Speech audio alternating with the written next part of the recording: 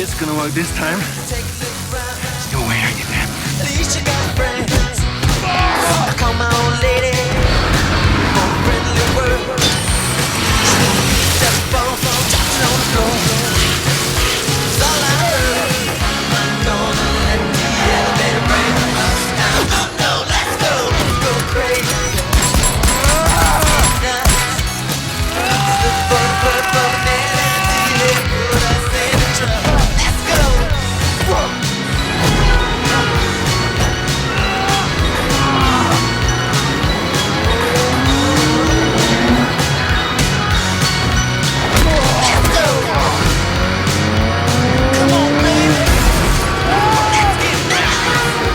Minute 3 of Kingsman 2, we get more reinforcement of Eggsy's character, more information of how he is evolved, and more information about the threat that he's facing and how it's even worse than we thought before. First, after he's been having trouble with this arm, struggling with it, getting the gun out of the hand, he resorts to being strategic with it and just getting all the bullets out. That's a smarter Eggsy than we had in the beginning of Kingsman, the Secret Service. So we see that Eggsy is on an upward trajectory, thinking with his brain and with his scrappy soul. Then he goes back to the tricks that he has with his electrified ring, and it doesn't work. We see that that solution that he used so efficiently last time on Charlie won't work this time. I'm sure he would have liked to capture Charlie and figure out, but since that's not going to work, he comes up with the next best thing, which is get rid of this threat, get it out of the car, leave it all behind. That will solve his problem in the immediate future and let them regroup and figure out what's going on. But threat level goes even higher because when Charlie catches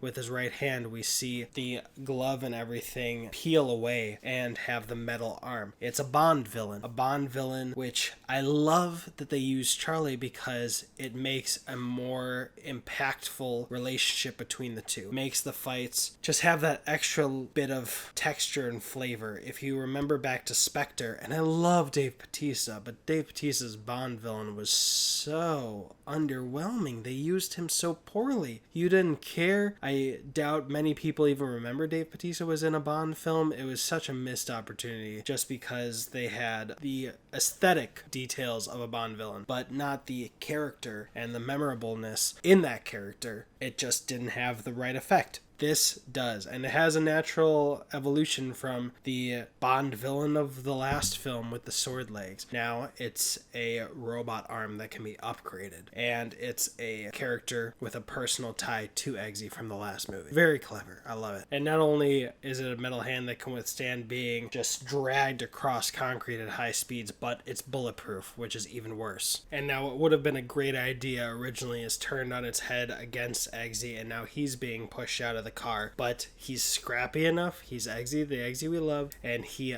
goes for the nuts, and you think he's out of danger now from that threat, which was turned against him, but then, boom, more villains were reminded that villains are following them, and he's knocked out and hanging by a thread by that like button that you should hit to help the YouTube algorithm. Okay, I had to say that, but let's go on. He's hanging by a thread on the door, and we get the light on his face for what will be in minute 4, and that is minute 3. If you want to go below to see if there's another platform you prefer to follow these minutes on, the best place might be the audio networks because that will allow me to add more stuff later if I need to. Otherwise, check out the event that I'm having on my birthday, September 17th, the opening day of the Kingsman, where I will be buying out a movie theater and inviting whoever wants to come to see it with me. Thanks so much. See you in minute 4.